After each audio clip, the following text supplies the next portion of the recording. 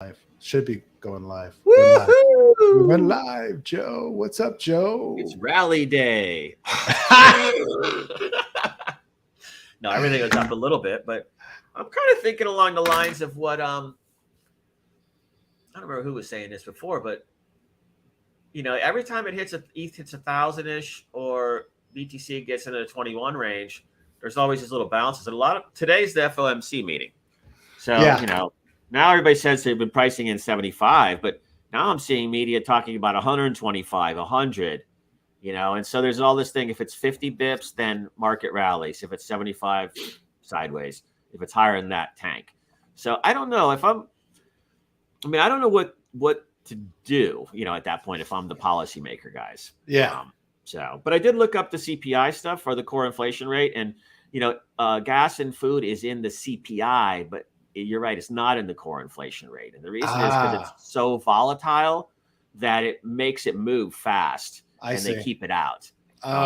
So that's why, because, when we're talking about inflation, I'm thinking about, some of the products I buy, some of that stuff's up like 50% over the last year. So, you're going to stop that down. I mean, you can only do it by stopping spending. And, I don't know, maybe there's a bigger rate hike coming. Well, I got to tell you, it's the macro is definitely worrisome, but the bigger concern right now is the cross contagion that we've got going on of primarily centralized entities. Celsius. Well, it's interesting. Lynn Aldman went through the list and showed how Wonderland kicked the whole thing off. Right. So you've got this centralized authority on a supposedly decentralized platform and then Wonderland kicked it off. And then we had, of course, Terra debacle pushing things forward down. And then that contagion was pretty extensive. Now we have Celsius crushing downward, going and looking for, and they've hired bankruptcy attorneys. Or what's it called? They don't call it bankruptcy. They call it restructuring. Yeah. Yes. Restructuring attorneys. So they've hired restructuring attorneys. So everybody that's got funds locked up in there can, expect to not see that shit for 6 years, probably, with the way that shit goes. And now, the supposed gods of crypto investing, Jusu and Three Arrows Capital are fucked from everything I'm reading. And that is at a massive scale, supposedly upwards of $18 billion worth of unrolling that they will have to do to try to keep their heads above water.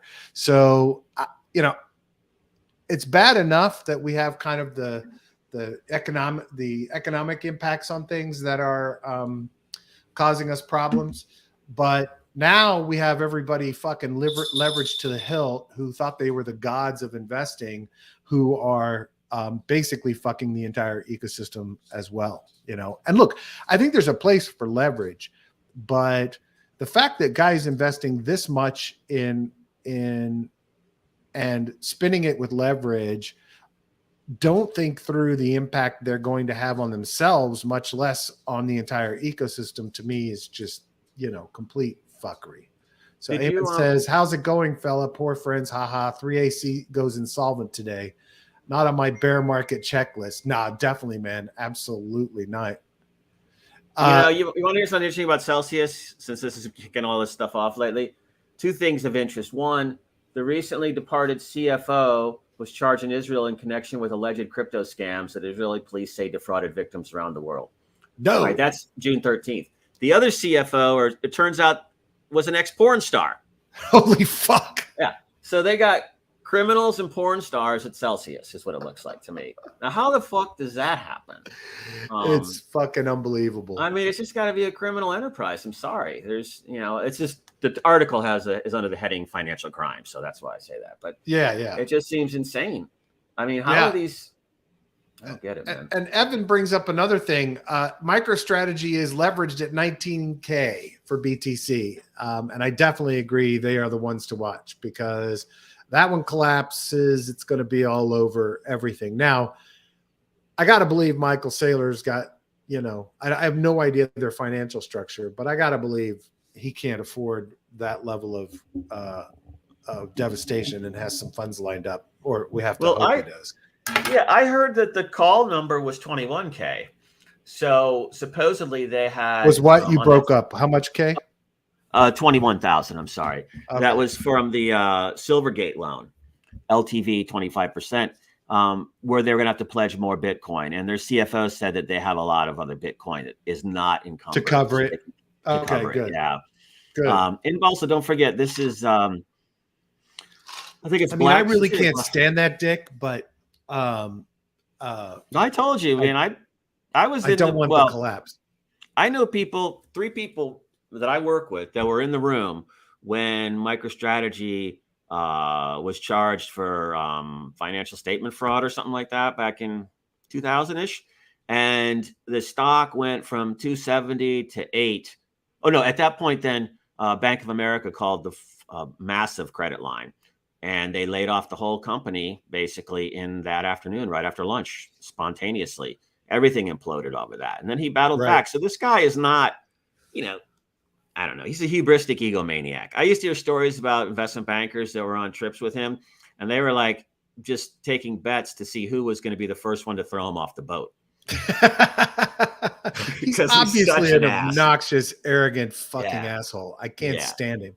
And look, it's so funny how, Bitcoin maxis rally around this guy. It's astounding to me how much they love these piece of shit human beings to lead the cause, to be the ones they follow. Right now, I'm not going to take away from the fact that his ballsy moves with Bitcoin for MicroStrategy did a lot to boost the ecosystem and to get other entities in to play in the space. But I don't know. I just always have, I get my back up and get worried and very scared when these kinds of personalities are leading the way. Well, it's just too cutesy. It's like, I don't know if you remember the beginning of the .com crash was on 60 Minutes when they had Razorfish on there.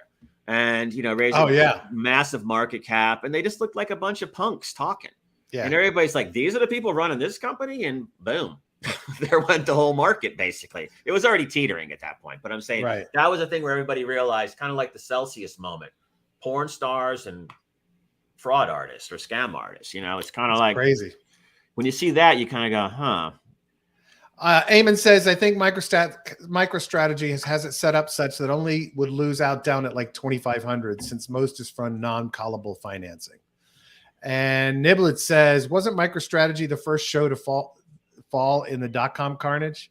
I don't know. I don't know if they had took a big hit then or not. Well, whenever that, I think it was 99 was when the SEC stuff happened. And, if not, maybe, no, it wasn't 98. It was 99 or 2000. So I didn't really take that as like a crash move of .com. But, they were they signed a contract with Sprint, if I remember correctly. 60 million. It was, data mining. This is all analytics before there was anything like this. And how did that work out? They then took the 60 million that was a 10-year contract and booked it as revenue in that quarter to, beat their earnings number. So they get a stock boost. Right. And that's when the SEC, everybody changed the rules that you can't do it. You got to average it out across the months. And, but that's like, when that happened and the B of A called the line, it just tanked. But then it survived somehow. I wasn't really paying attention. They're in Tyson's corner, and it's like they survived, kept going, and then he jumped on this as a way to be relevant and get back in the news. Because he is kind of an attention liker. Yeah. But I don't think it was it just tanked, but I don't know if it was the first one that led that tank. Yeah. Eamon says, once taking into effect all the collateral. Niblet says, Joe's memory lane trips are fun. There's lots of them in there. I got to find them. That's all. Evan says, Damon, yes, the analysis that I think he meant Eamon. Yes, the analysis I saw has the floor for the margin call near 19,000 because MicroStrategy can use other collateral. Saylor just said that they haven't got a margin call yet. So anyway, look, here's the thing. Him crashing and burning would be pretty devastating overall, because and here's the thing that everybody gets excited about, right? This kind of cross-contamination of these projects and investors. I mean, it happens in the TradFi world too. It's not like this shit doesn't happen and hasn't happened since credit was born, right? These are the things that happen when people are greedy and leverage themselves into a position to take down an entire market, right? I mean, that's what 2008 was to some extent, was everyone betting on, well, that was just flagrant as well. But, everyone, that one was worse because the leverage was also based on the entire housing market and bullshit fraudulent mortgages. So it was probably even worse because the core of it was already broken. But look, I hope the space learns from this shit. I think there's some more carnage to come. If 3AC completely collapses, it's going to get uglier and uglier because they're not the only ones, right? I mean, they're connected to everybody. All of these VCs or investment groups are all interconnected. They're all in the same deals. It's going to get real bad. I read something that said that he was out trying to offer up their equity stakes for sale in some of the crypto projects and companies they've invested in yesterday as well. So it's bad. This thread by DGen Trading was what I kind of hit on yesterday. And basically he says the collapse of 3AC is monumental. This is because they borrow from every single major lender: BlockFi, Genesis, Nexo, and Celsius. Expect every lender to take on hits from 3AC. The last public number for 3A's assets was tagged at 18 billion. I strongly suspect their real NAV to be much lower than. There were rumors of them pledging their Deribit stake, even though they had already disposed of it economically. But let's use 18 billion. Assume that 9 billion of it is VC portfolio, 9 billion of it liquid. Assume that all of it was in the safest BTC. Yes, I know they have alt L1s, which died terribly. From November 21st till now, their liquid PF would have drawn down by close to 70%. Their liquid would be worth about 2.7 billion at best. If you add the shitcoin exposure, realistically, their liquid would have drawn down to 1 billion or less, which matches the reports on the street that they are unable to meet their margin calls. Not being able to meet a margin call is the death knell for any hedge fund, crypto, or TradFi. There are reports of them trying to use Starkware equity as collateral. 3AC is one of the biggest borrowers / clients for the lenders globally. Their collapse would transfer the economic risk to their lenders. The lenders would bear the P&L difference between how much they are owed versus what they get in liquidating their collateral. These lenders are ill prepared. They operate a $10 to $20 billion balance sheet with about 5% of equity buffer. That means that defaults will cause significant equity erosion. Not all lenders are made equal. Celsius is the worst. It has gone under. Nexo, I don't know. BlockFi is pretty bad as well. After all, how do you lose money in a bull market? Genesis is probably the cleanest sheet in the room.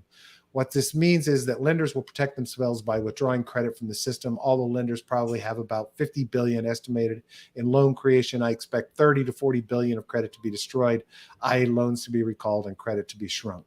When credit leaves the system, there's less money overall, less money for the same amount of coins, coin price down. Anyway, looks like a clusterfuck. Yeah. Yeah. Well, what about Tron? Tron, USDD. Yeah, we got 97. USDD. I don't know if I shared this yesterday or not, but did I talk about this? So yeah, we did this. Yeah. That's cool.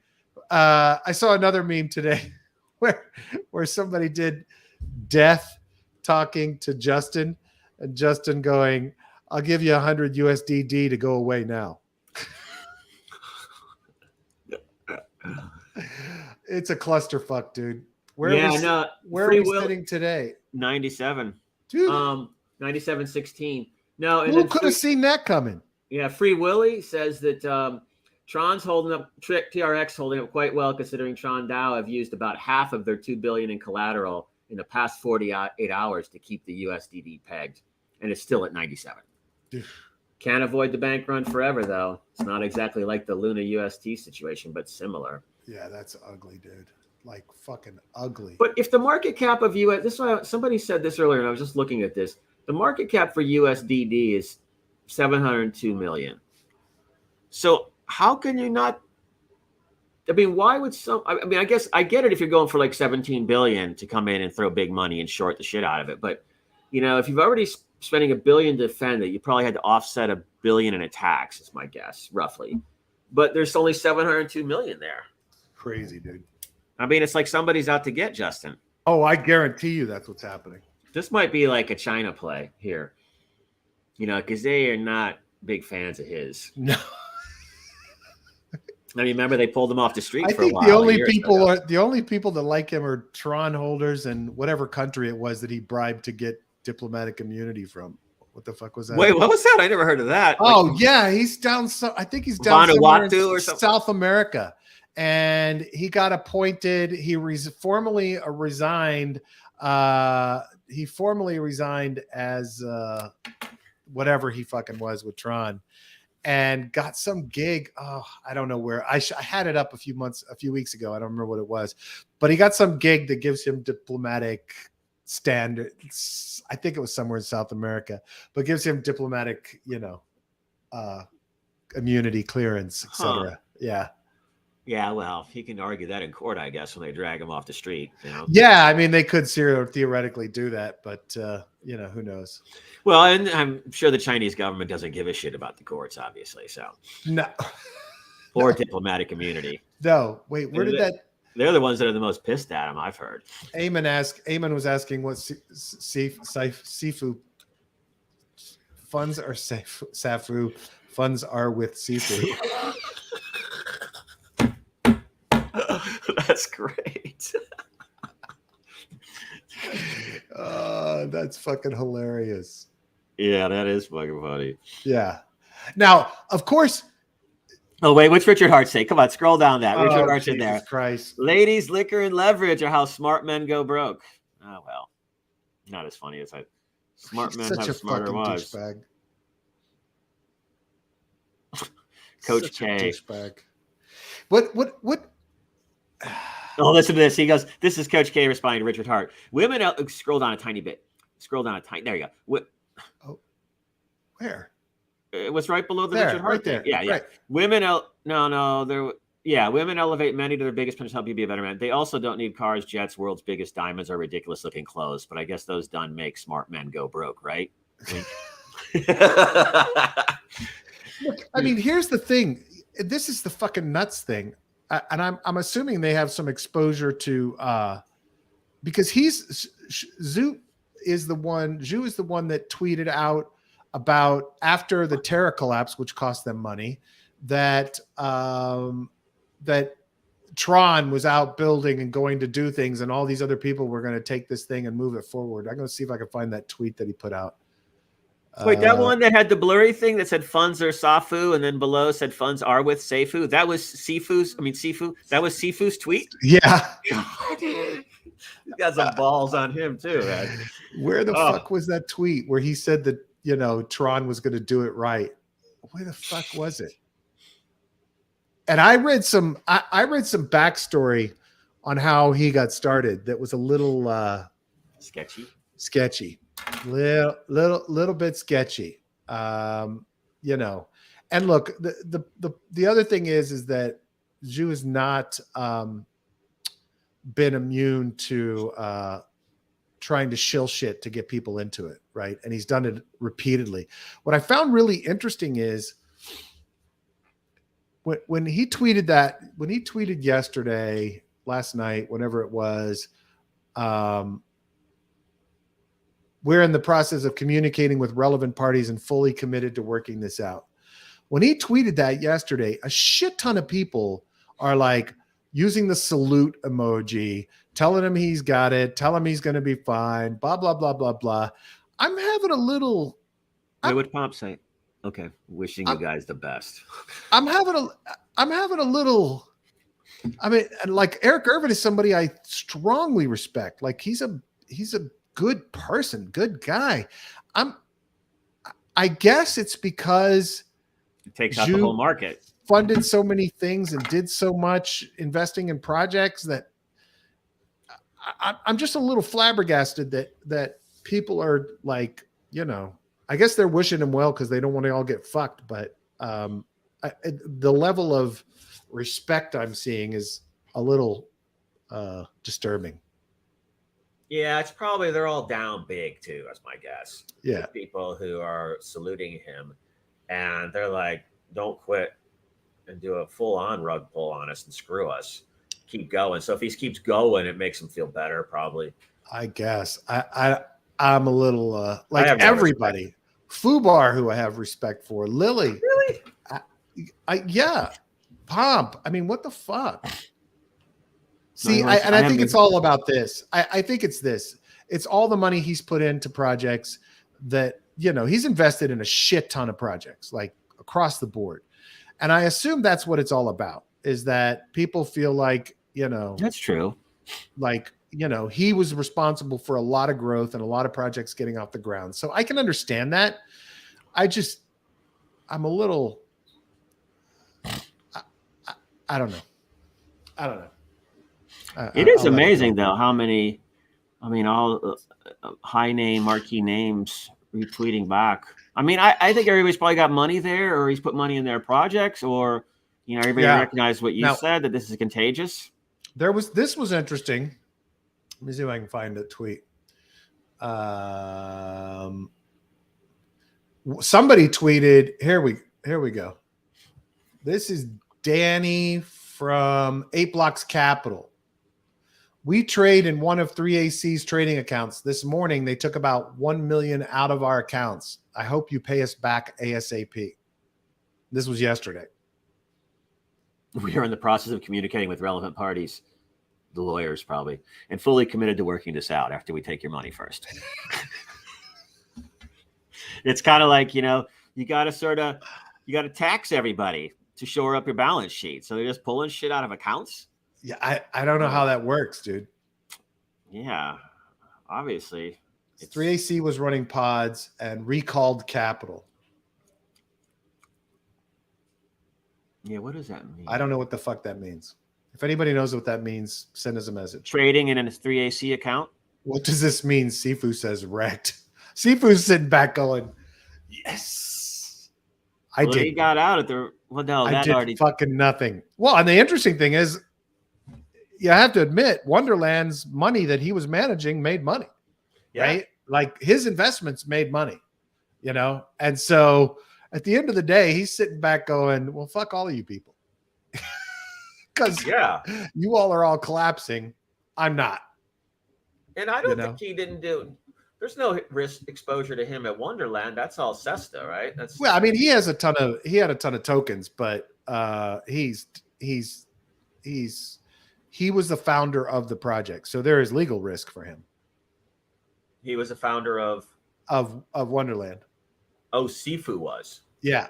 Oh, I thought he was brought on after. No, he was a founder. He was a founder at Wonderland. Oh, see, I thought that Cesta met him in a chat and then got to know him. There was a lot of talk about that, and then brought him in to run the finances. But maybe that was before Wonderland. Yeah, maybe this can help. CZ's tweet yesterday that they're hiring 2,000 people because they didn't buy Super Bowl ads or stadium naming rights or large sponsors. Yeah, was that the stupidest shit? FTX and Crypto.com. What, you guys nuts? Yeah, paying like what, 500 million to?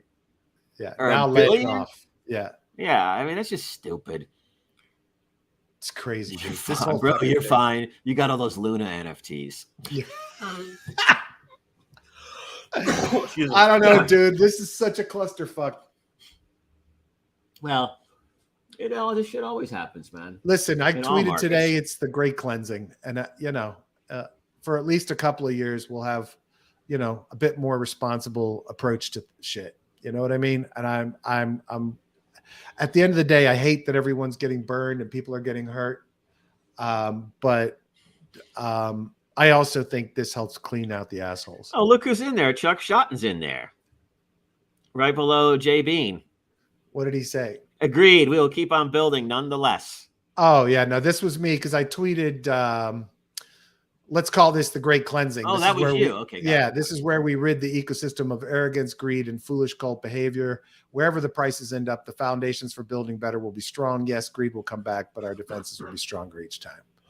Look, the bottom line on all of this is that's what this does. It cleans out the shit, right? The other thing, I had a conversation last night with a founder, and prior to this mess, they had some pretty aggressive plans in the works. And he was telling me that they were resetting on that. And my response to him was, this is the worst time to slow down. From my perspective, this is when the giants get made, right? From this is my own personal opinions, not financial advice for your project. You do whatever the fuck you want. But this whole, quiet down, stop building, shore up, be safe is not the things that created Amazon and Google and whatever, right? These are people that went aggressively forward while everyone else was fucking getting slaughtered. And I frankly think that if you still have the same money you had and you weren't completely dependent on, or you have enough, and you weren't completely dependent on your token's loss in value for supporting your treasury, then why would you slow down? Like, why would you play it safe? I personally think this is the time when you aggressively move forward and you shore up and take out everyone that's playing it safe, because that's what happens. The people that move aggressively forward are the ones who become the giants of the industry. So anyway, no, you're absolutely right. If you've got resources, scoot up, Joe. We can't see you. If you got resources, okay, mommy. If you got resources, you don't sit back and hunker down at this point. You got to go out, but tighten your roadmap up.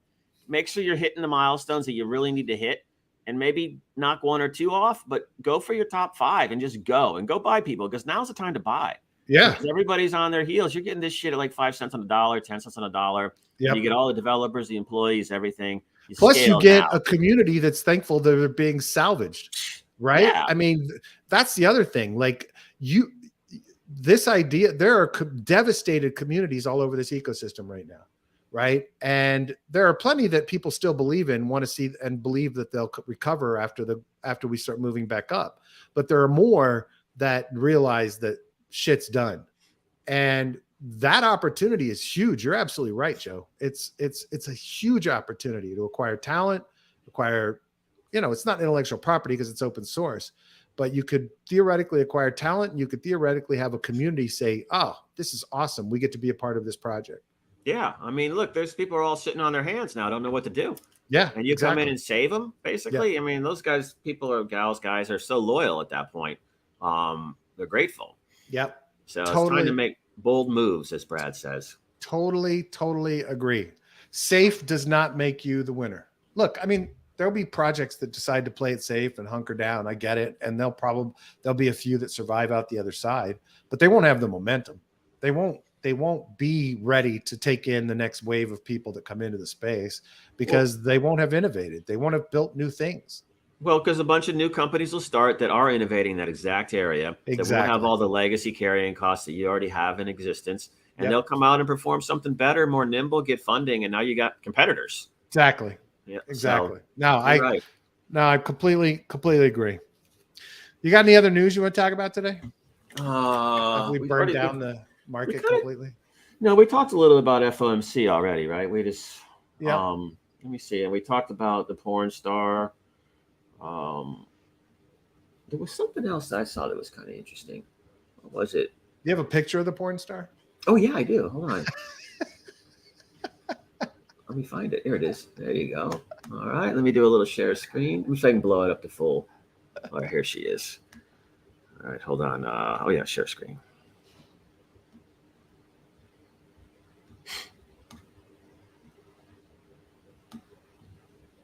Is she currently a porn star or previously? No, well, maybe she's back to that today. I don't know. Are you kidding? This is really their CFO? Yeah, or ex. She's gone now. Hold on, let me just take this down a second. There. Here's the you can see this, right? Are you sure this isn't bullshit? I don't know, man. I mean, this is the former CFO arrested for fraud. I saw that in a couple other sources. Then I saw current head of institutional lending. That's it. She's the current head of institutional lending, evidently. Oh my God. But I'm just sharing what I see. I'm not saying it's truthful. I find it actually kind of funny, to be honest. It's insane, dude. But it is what it is. It's crazy. There was something else. I saw something. We got the FOMC stuff in. We talked about. Oh, I said I was going to talk about. Well, you know what? Let's not muddy the waters today. Let's. Did you see that thing that Dorsey was talking about? His new company called Web5.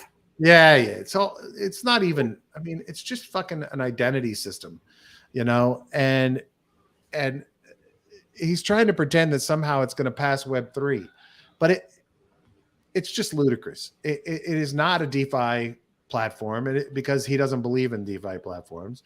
It is just a way for people to secure their identity, which obviously fulfills a need for block, right? And it's a need in the space, but there are a lot of intelligent people working on identity systems, decentralized identity systems in the space. Yeah. But he's trying to blow it up like it's some big fucking DeFi play or some kind of financial system play, and it's not. It's just identity, which again is important, but it's not. It definitely doesn't deserve Web5, and it's just kind of so silly for him to even call it that. It's like this petty shit because he's such a fucking true believer maxi that I don't know. He's lost his way. Yeah. But it's a lot of USDT Tether FUD out there. Yeah. I don't know if it's FUD or not, but well, I mean, look, you got to think that if the markets overall collapse and USDT and USDC are pegging based on treasuries that are invested heavily in markets in some way, whatever the paper is, there's some risk there, right? Oh, their underlying assets. Yeah. Yeah. Well, Tether reduced about half. It's saying here, this person's saying they reduced 50% of its commercial paper holdings since the 31st of March. By end of June, only 8.4 billion in commercial paper left. Commercial paper exposure going to be reduced to 0. No exposure to Celsius. So they're coming out against the FUD. Yeah, sure. And then somebody else. Oh yeah, fear and greed index. You got a guess on the number? Oh Jesus, no! Don't Google it. Don't Google it. I'm not. 9. 7. Fuck. Everybody's going. All the people in one of my chat are like, go to 1, go to 1. They're all shorting. So does that count as the bottom if it gets to 1? I don't know, man. Or it's the mutual suicide pact. I don't know. It's something. Yeah. Which is pretty funny. Unbelievable. The number of USDC transferred to defend the peg of USDD has gone from like 1 billion to 500 million to 120 million, and the peg keeps getting worse. Justin might be running out of powder. Yeah. Well, also I saw another. Well, here's the thing. Who gives a fuck? It's not in the ecosystem. Nobody's using USDD for a goddamn thing, right? Yeah, I don't think so. And so the only impact is going to be on people like Zhu and others that have invested in it, right? Let's just rip off the fucking Band-Aid and let this shit go. Like, hey, Justin, you failed. We all knew you were going to fail. Let it fucking die. Just let it die. You've burned your community again. Fuck you. Take a hike. Let's let all these guys just collapse. Let's get this over with, and then let's start fresh. Yeah, we need to find out what country he has that diplomatic. I'll find it. Hold on. Yeah, yeah. But if only there was a magical source you could go in and type words in and find answers. It would be awesome. Justin Sun, diplomatic immunity. I don't know if it was. Yeah, I mean, he got some status in the government. I can't remember what the fuck. Grenada. Of course, it's Grenada. Justin Sun's Grenada post grants diplomatic immunity. Dude, several years, God, long time ago. I had Barbados. Oh, God, sorry. It just says Justin Sun's Grenada post grants diplomatic immunity in Switzerland. So he's going to move. He probably lives in Switzerland now. Yeah. They don't extradite for financial crimes. So yeah, Yeah, he quits Tron to become a Granada diplomat. Well, wonder how much that cost him. Well, I mean, you could go to half these countries. Nevis, show up there with 400,000 and you get a passport, citizenship. Yeah, exactly. I mean, all these places, it's not even that high. No. You're pretty surprised when you look at that. But, Granada, I mean, that's kind of like, you're swirling the bowl at that point. Oh, yeah. I mean, why couldn't he go do it in Switzerland? Or why couldn't he do it in Singapore? Or why couldn't he do it? Well, he probably could. Does he have exposure in Singapore? There, a lot of these countries may be looking for his ass already. Yeah. Yeah, fucking crazy. Anyway, folks, for me, look, for me, this is the this is one of those times when the opportunities are going to be fucking unbelievable, coming out the backside. So I'm actually, as painful as this is for everyone, I think that this is going to help clean shit out and give an opportunity for some solid, strong foundations and growth to happen. So as depressing as it can be, I'm kind of excited about the opportunities upcoming, Joe. Well, a lot of people I know are putting in buy orders now at this point. A lot of people putting it at 900 on ETH. I'm hearing a lot around like 15,000 for BTC, just to hope to catch that capitulation wick. Yeah. When you watch that, when it moves down sharp like that, it drops like a rock, but it's only for like fraction of time. Yeah. So you got to have your order in there already. And I was doing this before a lot on Binance, and you come close to it, and and you're like, holy shit. And then when it hits, you're like, oh my, it's like a 40% swing. Yeah, immediately. Yeah. So put your limit orders in. Although you can't do that at FTX today. There was a tweet out yesterday saying that FTX is not allowing people to set those orders on the, I think it was on not Spot. It was on something else. Anyway. Can you, look at, if there's problems there's an exchange in Estonia that I've used before that it requires KYC, unfortunately. People have problems with that. I did it. I didn't care, but they have it's called Coin Metro, and it's got like about 50 coins on it, and some are pretty interesting. If you want to, wait, can you put? Well, I don't think Binance you can put limits there. You could do it at Binance US. You can. Sure. Yeah, okay. I think so. I didn't know if you could do it at Binance US. Yeah, I mean, I think you could. I don't know if they move your order up into a range like FTX is doing, but I think that you can put an order anywhere. But I don't know, maybe not. Oh, so when you put a limit order on FTX, say at 800, they move it up to market price? They move it up to some. Let me find out what it was, because I'm talking out my ass, and I just barely glanced over it the other day.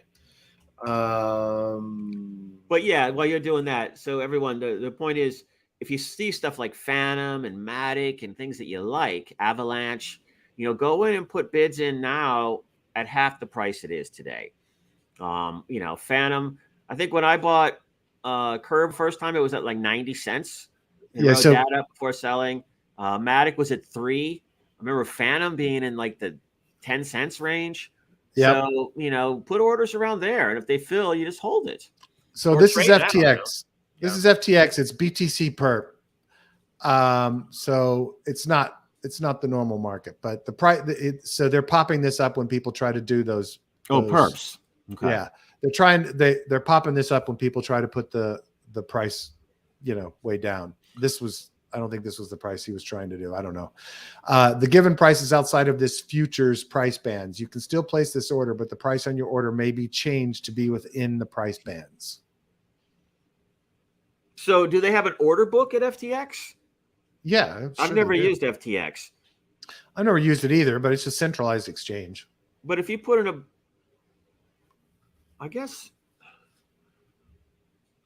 you can't just come in and put in a limit order and say, I want to buy it at $2. I mean, evidently not on the BTC perps. That's crazy.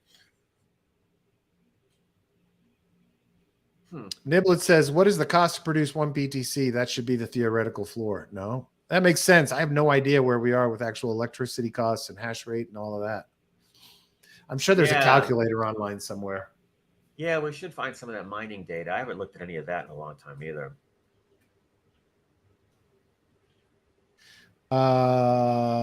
Says, well, I don't know when this was published. Hold on. Oh, June 15th. Production costs for miners is around $34,000. Miners need to worry about another $40,000 support challenge on BTC/USD. Wait, what is that date on that article? January. I thought it said June. Never mind. Yeah, when I heard 38,000, I was like, wait, I'd like what? to see, I gotta believe somebody has a calculator up. Let's see. BTC. What is it? Mining cost per block, something like that? Yeah, I don't know.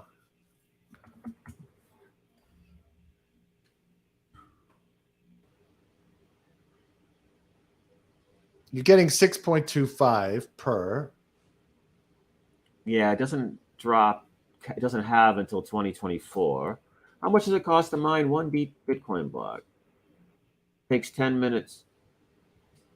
Yeah, whatever. That doesn't make any sense. Yeah, anyway. I don't know, dude. Chuck says, I doubt the mint rate for BT is high enough to affect the supply and give the price a floor. Okay, we got a May 4th number of 7 to 11,000 USD, but that's not per block or per Bitcoin. How much does it cost to mine a Bitcoin per Bitcoin? Okay. Well, so they're still in profit. Yeah, but it might be a little bit higher. I mean, I don't know. I don't know what the costs are of the gear. I don't do that. So let's wrap it up, Joe. Yeah, I'm beat. Anything else exciting to tie in here? Yeah, look, in Carnage, victors emerge from Carnage. All right. That's right. So you can, I mean, I've done this before. Like we were talking to Ben yesterday. And, I was talking about after the Cryptopia hack, how I just said, enough. I'm not dealing with this anymore.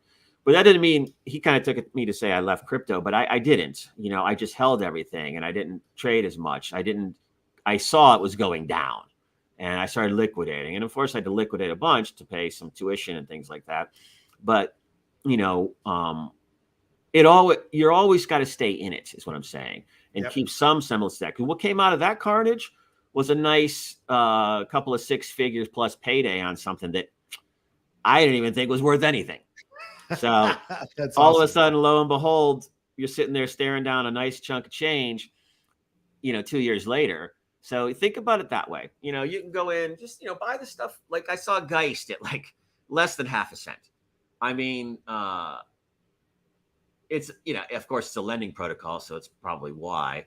But if you go in there, it's things like that when they're so low, and you just go buy yourself up 10,000, 100,000, or whatever. Just put it on your Nano or your Ledger and whatever you're using, and just forget about it for now. If it bumps up 40%, sell half, and then hold the rest. Just take that principle off the table. So, Sean says mining always reverts to profit, even at $1. That's how it works. Yeah, he makes makes sense because the hash rate drops. Blah blah. Oh, okay, that's cool. Yeah. That makes sense. I didn't think of that. So it never goes. It never flips. Right. Yeah, unless Michael Saylor gets liquidated. Dude, I totally agree with you. And you know what? I'm going to use this as I'm looking at projects for investments at the bottom here. I'm going to be looking for the ones that are still out there being aggressive, that they're communicating, that they're obviously building, that they're investing in the protocol, that they're getting their community off their asses to get them engaged and involved, that they're looking at ways to interact and integrate with TradFi. I mean, that's the shit I'm looking for is those projects. And, there are a few that are doing that. So I'm actually, like I said, I'm excited coming out the other side of this. Yeah, there's a lot of money to be made and a lot of dominance to secure. Yeah, I was looking at I was going through the whole scroll of all the top 100 and, seeing what's in there. And I saw a few that I thought, look, Chainlink at 624. Right. I mean, Stellar's back to where it was before, 10 cents. Near at $3. I mean, yep. I like Algorand, 30 cents. I mean, I pass on that anyhow, but still 30 cents. Eamon says miners are selling like crazy right now, more than the China ban. There was a great Glassnode video on it out within the last couple of days. Oh, can you share that link with us? Glassnode video. I'd love Glassnode's the data on data company. Yeah. I'm just going through this. There was a couple. Helium is like Celsius counterpart, right? That's another lending one. It's at 923. That might be something to like analyze. But there was a couple others I saw. Oh, I saw some press on EOS recently too. And I was like one of the original Ethereum killers. But I always trash that one. I know you're a big fan, but no, I am not. USDD. Eamon said he started DCAing more convex and curve. Prices dropped dead gorgeous. Yeah, Curve, I absolutely. Agree. Yeah. I totally agree because that's a use case. That's a functional thing, and that's a team that doesn't slow down. And I like Aave, but I'm scared of Aave right now because of the collateral issues and stuff. So, but that's at like $40, I think, or something. But Phantom at 22. I'd put in bids at 10 cents on that. Oh, where's the imbalance on? I wonder what Steve. STETH. I wonder what what we're looking at. I haven't looked at it today. Pancake swap below $3. Pretty. Kusama at 48.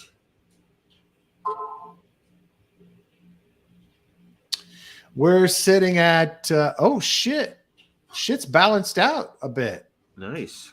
Yeah, look at that. Oh, wait, am I in the wrong place? Yeah, Curve is at 66 cents right now.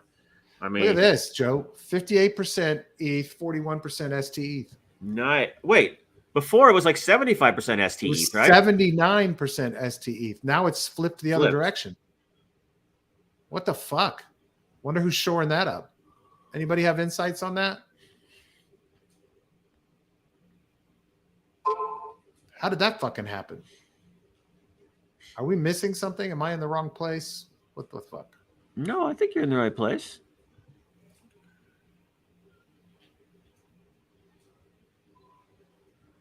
What is? Oh no, here we was. I was in the wrong one. I was in the wrong one. 80-19. Okay. That's a little bit better. No, it's worse. It was 79, right? Yeah. I thought you were saying 89. Sorry. It's worse. What the fuck was I in? You were in Susie Celsius's live Pornhub channel. Oh, me. Yeah, I was in SETH, not STETH. Okay. Yeah. All right. Let's wrap it up, Joe. Yeah. Stay strong. Family here and shit to do. Yeah. You got to do some carpet. Some carpet maintenance today? They finished it up. Finished it up yesterday morning. No, it looks good. All right, man. Well, look, everybody, just this happens. Put your limit orders in, hold, build for the next cycle. Yeah, and the cool thing is, in a year or two, you're going to get to say, I was there in 2022. Yeah, when I woke up that day and Luna crashed, I thought it was all over. I thought we were done, but we weren't. We still had more shit to dump. And then you'll have memory stories to tell. Like our Thanksgiving anecdote, the Cryptopia hack, all of those stories. Well, I got my good .com stories too. So I haven't even gone there. Gosh. Yeah. That was a gut punch. Yeah, that was some fucking shit. Yeah, I DCA'd a lot on that one. I didn't. That didn't work out. Oh no. I'm not a genius, but I got out early because I saw the writing on the wall with the company where I was working. Yeah. So.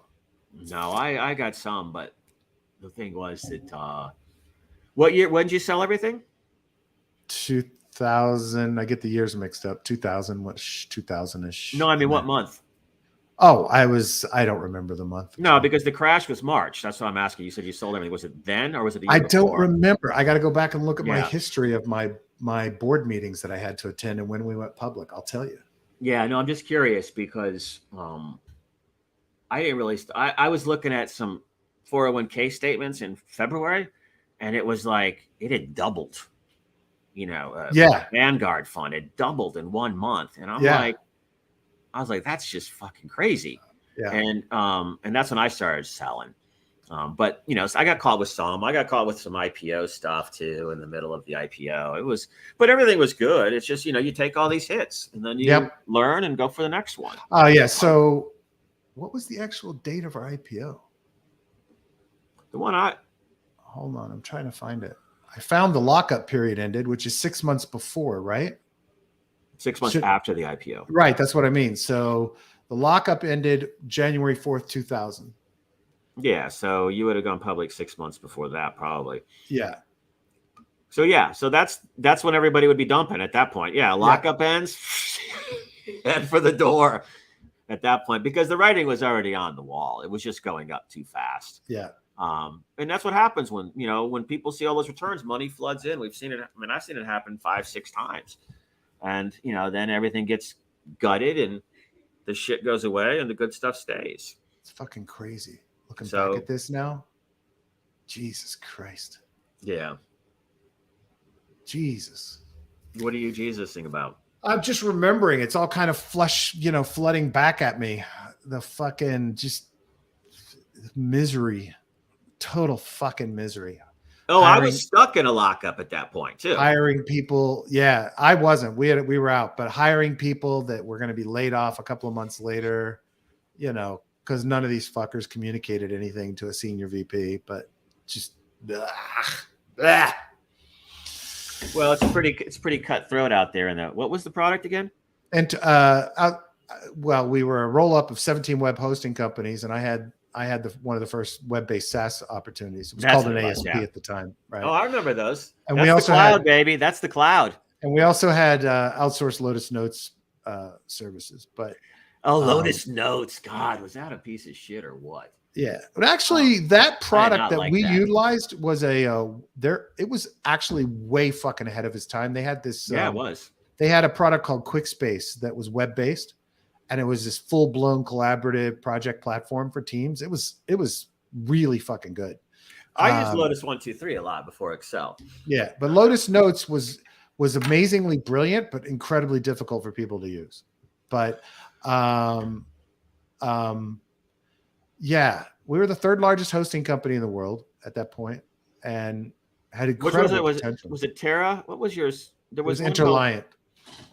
Interliant. Yeah, what was the one that we used to use in DC? I can't remember. They built a big.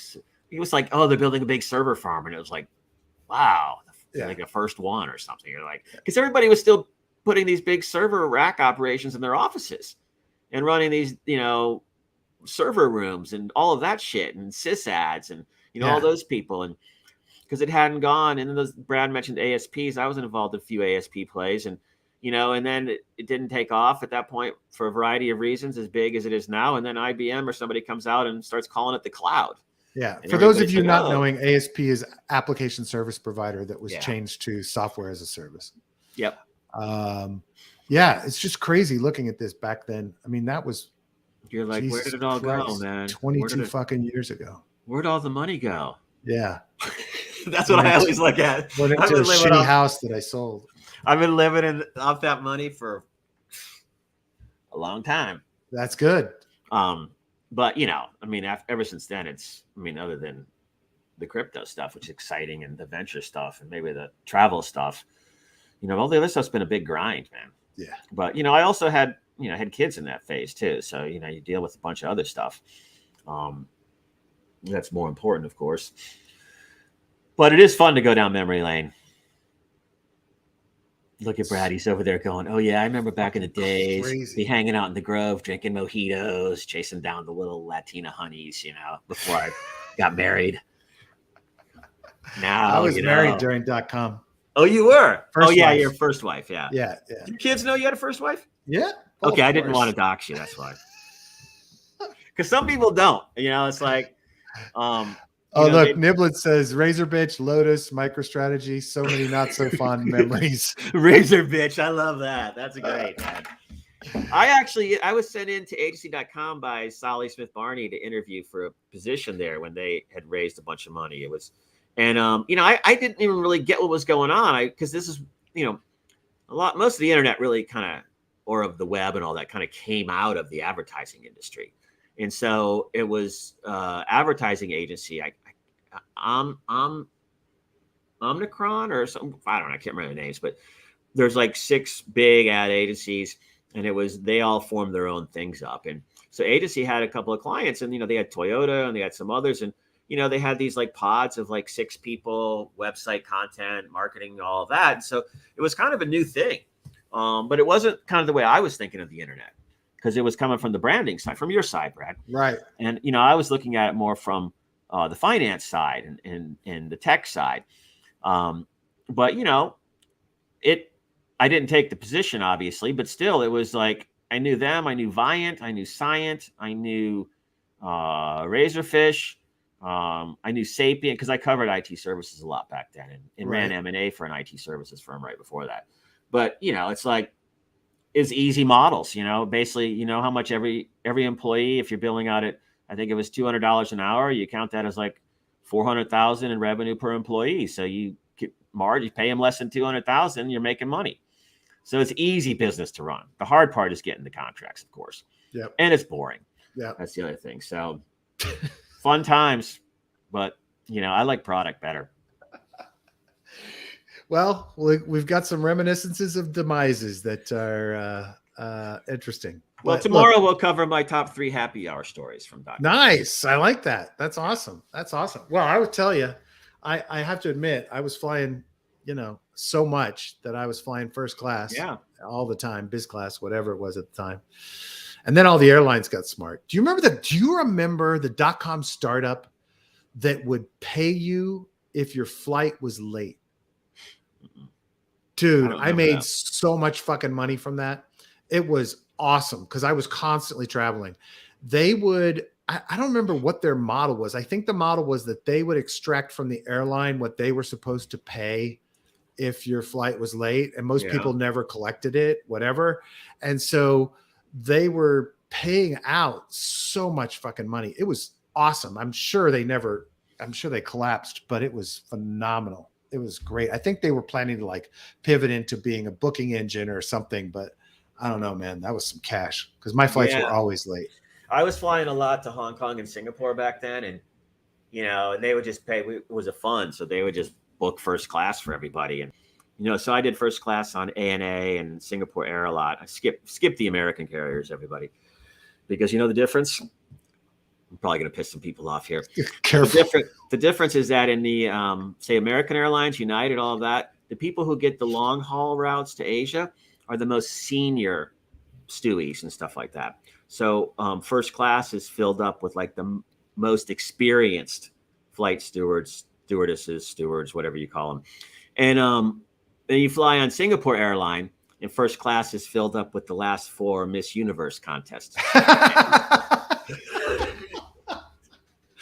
And they're suddenly cool, and you're sitting there, and I remember laying in the flat bed in Singapore Air and first going, and I kept hearing this like, I got my comforter on and everything, and I hear this tinkling noise. I'm like, what the hell is that? And they keep filling my ice glass water up, and they keep coming by, and then I look up one time, and there's like 4 women just staring at me while I'm sleeping, and I'm like. Because it's a long flight, so you get to eat like 6 meals and watch. Oh yeah. And sleep for a day. But yeah, no, that's the way to travel. And then you get in the other ones. You get into San Francisco, let's say, and do a first class across to New York in like a 757. And you're like, what? No bed? You get spoiled fast. It's funny. I had flying all this first class, and my wife at the time wanted to go to Europe. So we went to Spain. She was from Spain. And we're getting on the plane to go to Spain. And we're in coach, and I using points, which was nice, but we're in coach, and I'm like, where the fuck is my hot rag? I can't do this. And then that's when I had this moment when I realized like how much of an asshole I had become about flying. And I was like, oh shit, man, once you get spoiled, it's like so easy to fall into that fucking I'm entitled state of mind, dude. It's like crazy. Because you learn all the tricks. Like I learned that in first class on American Airlines, they only ever take 2 bottles of single malt scotch. I don't mean big bottles, I mean minis. Yeah. Glenlivet. So all the old guys want it. So, the first thing I would do when I walked in is I would, smile to the flight attendant, and I'd be like, hey, when it's time, can you bring me up a double Glenlivet on the route? And so then you can see all these people in front of you trying to order it, and then it's like, oh no, it's all gone. Would you like Dewar's? And so, so you learn all those little tricks. That's good. I like that. And all the upgrade tricks, it's like, I got to the point where I just would walk up because they saw me so much that I didn't have to use upgrade stuff anymore. I would just book like business and get upgraded to first or something. And nice. But it wears you out. I flew. Flying sucks. Oh, I was tired for a decade. I hate it. I fucking hate it. Oh, wow. We really are blowing down memory lane here. So yeah, I love being in other places. I love travel, but the actual act of getting there is a nightmare. I love Cathay too. Cathay's, they have airport lounges in Hong Kong. When you're connecting through there, if you're in first or business, or if you have the premium, platinum, executive, whatever, the flying memberships, you could get in there and, everything free, all of it. Nice. Awesome food, showers, spa, free massages, everything you could possibly want. So I would always book these long layovers in Hong Kong and hang out there in the lounge for like 9 hours. That's awesome. Getting like 2 free massages, eating everything in sight. It's kind of like the Virgin Airlines Club in London. Yeah.